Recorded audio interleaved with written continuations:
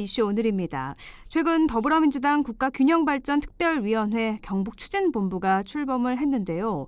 야당이 강세인 경북 지역에서 손해를 본다면서 TK 패싱이란 말까지 나오고 있습니다. 그런 오해를 불식시키기 위한 목적도 있지 않았을까 싶은데요. 국가균형발전특위 경북추진본부 김현권 본부장 연결해서 이야기 나눠보겠습니다. 본부장님 안녕하세요. 예, 안녕하세요. 네, 지난 2일이었죠. 더불어민주당 국가균형발전특별위원회 경북추진본부가 출범을 했는데요. 출범 배경부터 먼저 알려주시죠. 지방이 굉장히 어려운 게 사실이고요. 그러니까 노무현 대통령 때 국가균형발전 전략을 세우면서 그동안 이제 공공기관 지방 이전, 친행정 수도 등 뭐 다양하게 진행을 해왔지만은 네.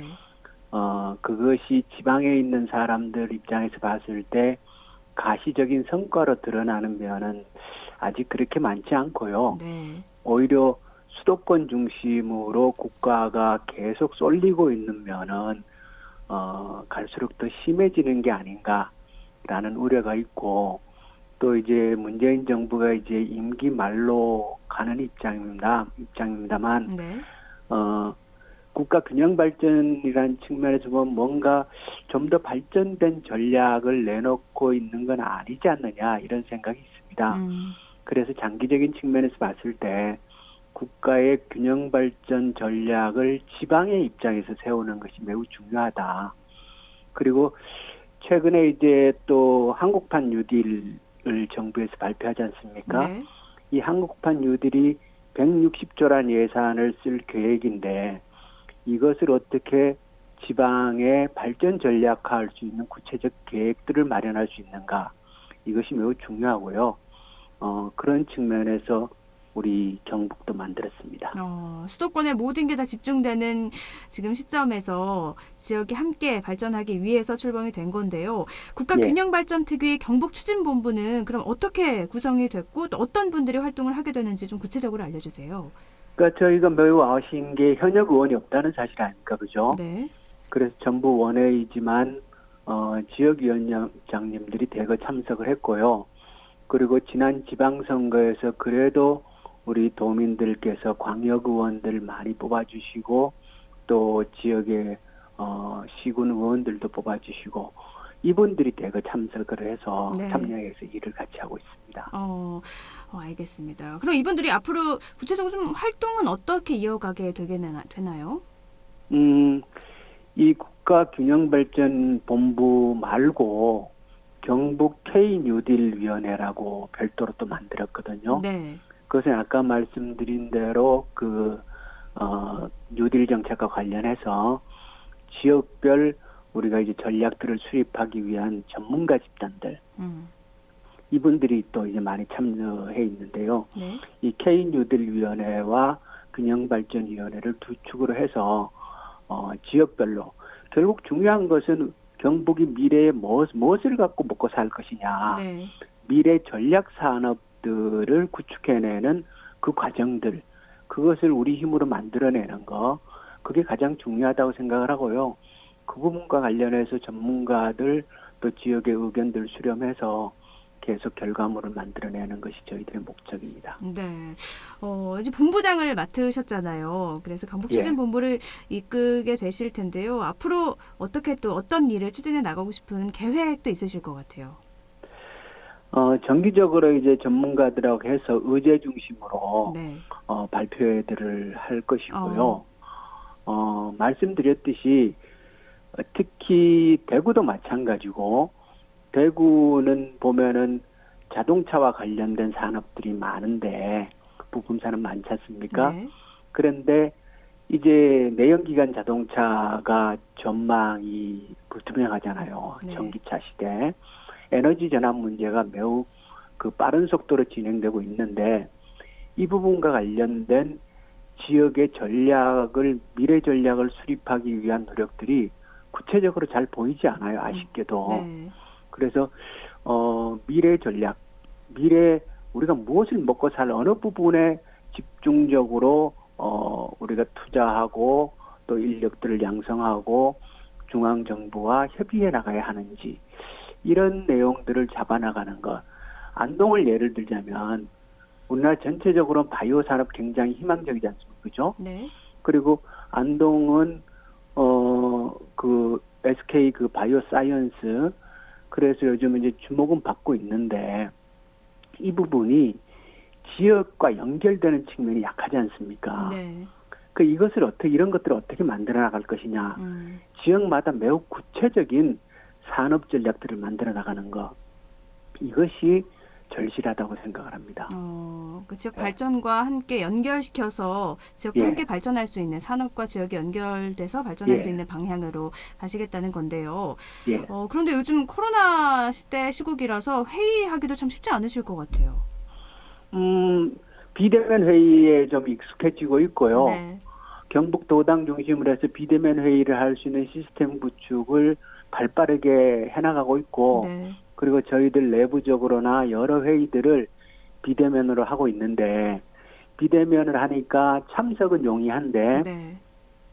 비대면 회의를 통해서 심도 있게 토론하기는 건 아직 좀 익숙하지 않은 면도 있고 이래서 한 팀이 주제 발표를 하고 그 주제 발표를 중심으로 또 대화하고 이런 방식으로 지금 해보고 있는데요. 네. 당분간은 비대면 회의를 활성화시키는 거 그렇게 나가고 있습니다. 네. 또 현재 대구 경북의 행정통합 문제가 지역에서는 굉장히 큰 관심사 가운데 하나지 않습니까? 대구 경북 행정통합에 대해서는 어떤 생각을 갖고 계신지 여쭤볼게요. 솔직히 말씀드리면 전 좀 아쉬운 생각을 해요. 네. 그러니까 행정통합 논의가 과연 우리에게 지금 시급하고 절실한 문제인가? 인구 250만의 광역시도가 일을 못 해내면 그것을 합쳐서 500만이 되면 그럼 일이 되는 것인가? 합친다고 어떤 우리의 더 큰 장점이 생겨서 거기에서 성장의 요소를 이끌어낼 수 있는가? 이것이 그렇게 잘 설명 안 되거든요. 네. 그거보다는 오히려 경제나 미래의 방향이라는 게 있거든요. 네. 그러니까 세계적으로 흐름의 방향을 정확하게 읽어내고 지금 전 세계의 가장 큰 관심은 에너지 전환이거든요. 네. 기후 환경 위기에 대한 대응을 해나가는 것을 산업과 연결시켜서 미래 산업을 먼저 개척해 나가는 거. 이게 세계적인 전쟁인데 거의 그런 부분에 대한 우리 지역의 관심과 노력은 찾아보기 어렵고 저는 좀 너무 이렇게 공허한 담론을 가지고 아까운 시간을 허비하는 게 아닌가라는 그런 우려가 좀 있습니다. 그렇군요. 규모의 경제 얘기 많이 하잖아요. 근데 단순히 합쳐진다고 해서 지금 처한 문제들이 해결되지 않을 것이다. 이런 입장이신 거네요. 그렇죠. 내용이 있어야 네. 합치더라도 힘을 받죠. 근데 보면은 내용이 없거든요. 단순히 그러니까 합치는 거에 너무 중심이 돼 있다. 네. 네, 합치는 논의만 하지 합친다고 뭐가 새로 생기는 건 아니거든요. 네. 그러니까 아까 말씀드렸듯이 세계적인 흐름을 읽고 어느 부분에 우리가 투자하고 집중해야 되는지 그런 맹아들이 지역에 어디에 있고 무엇을 살려야 하는 건지에 대한 그 부분에 대한 통찰은 잘 보이지 않으면서 그냥 합친다는 얘기만 하니까 공허하게 느껴지는 측면이 있죠. 행정이 통합이 됐을 때 어떤 부분이 좋아질 건지 혹은 어떤 부분이 우려스러운지 그거에 대한 논의가 이루어지지 않아서 말씀을 하신 것 같은데요. 특히 또 이 경북 북부 지역에서 반대 목소리가 굉장히 높습니다. 알고 계시겠지만요. 도청 이전 신도시의 정착과 도청 이전 효과가 나타나도록 하는 게 우선이다. 이거는 밀어붙이기식이다. 이런 이야기가 많이 나오고 있어요. 그건 두 가지 측면이라고 봐요. 하나는 이 통합 논의가 그러니까 관제 논의에 가깝다는 거. 네. 그러니까 도지사님하고 시장님하고 만나서 합의하고 나서 그 다음부터 논의를 쭉 이끌어 나가는데 그 필요성에 대해서 시도민들의 절실한 공감이 전제되지 않은 상태에서 위에서 끌고 가는 중심이 되니까 이건 뭐야? 이런 생각이 일단 있는 거고요. 그다음 또 하나는 경북은 이제 도청 이전과 관련해서 북부 지역의 낙후된 부분을 어떻게 해결할 것인가. 이게 사실은 경북의 큰 과제이기도 한데 네. 이게 시작하다가 마나? 뭐 이런 생각 들지 않습니까? 네네. 그러니까 당연히 북부 지역에서는 그런 것에 대한 우려가 아니겠습니까? 그러니까 관 주도로 이루어지는 거고 공론화위원회에서 뭐 수기 과정을 위해서 2개월 연장한다고 보는데 이것도 그럼 좀 부족하다는 입장이시겠네요. 그러니까 이게 사실 이런 논의는 네. 그러니까 밑으로부터 나름의 그 요구 필요성들이 전제되어야 되는데 네. 그게 별로 없었잖아요. 그렇기 때문에 이게 뭐 위에서 몇 달 어떤 과정을 좀 거친다고 해서 쉽게 해결될 문제는 저는 아니라고 봅니다. 네. 네. 또 도청 신도시 발전에서 철도를 또 빼놓을 수가 없을 텐데 4차 네. 철도망 계획에 점촌과 신도청, 안동을 잇는 철도 건설에 많은 관심을 갖고 있는 분들이 계시거든요. 어떻게 좀 전망을 할 수 있을까요? 그러니까 지금 이제 안동에서 청량리 이음 KTX가 최근에 개통됐지 않습니까? 네. 이거를 저도 자주 타는데 확실히 철도 여건이 좋아지면 삶의 질이 나아지는 느낌이 있거든요. 네. 굉장히 편하지 않습니까? 네. 그리고 고속철이 완전히 개통돼서 일상적으로 활용할 수 있는 조건이 되면은 그 지역 전체적으로 환경이 개선되는 효과가 있어서 철도를 이렇게 완비하는 건 매우 중요하다고 생각을 하는데요. 제가 최근에 그 점촌, 도청, 안동을 연결하는 이 철도 계획망에 관해서 조금 알아봤는데, 네.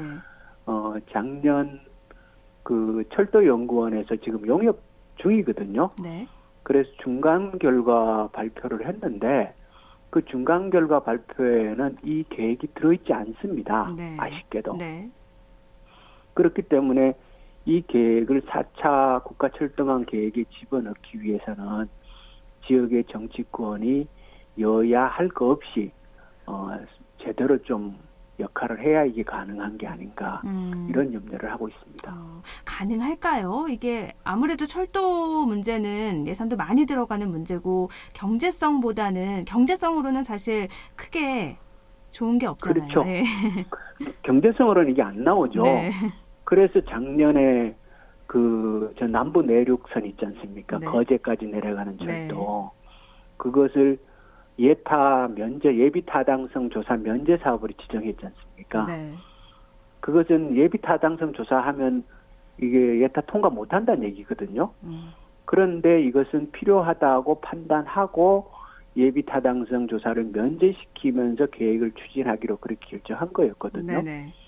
그러면 철도 우리가 얘기하는 이 철도도 이거는 이제 남부 내륙 철도하고 중앙선하고를 연결하는 H자 형태로 연결하는 거지 않습니까? 네.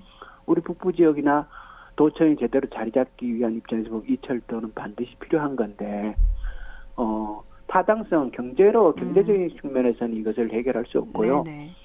필요성에 대한 합의를 정치권에서 먼저 이끌어내면은 뭐 예비 타당성 조사 면제를 통해서라도 하는 방향으로 추진을 해야 되는데 현재로서는 국가철도망 계획에 이것이 아직까지 들어가 있지 않아서 네. 노력을 많이 해야 가능할 거다 이런 생각을 합니다. 이 부분에 있어서는 말씀하신 것처럼 뭐 정치를 떠나서 예. 지역 발전을 위해서 모두가 다 힘을 좀 모아야 되는 부분인 것 같습니다. 예, 알겠습니다. 오늘 시간 관계상 여기까지 듣죠. 말씀 고맙습니다. 예, 고맙습니다. 네, 국가균형발전특위 경북추진본부 김현권 본부장과 함께 이야기 나눴습니다.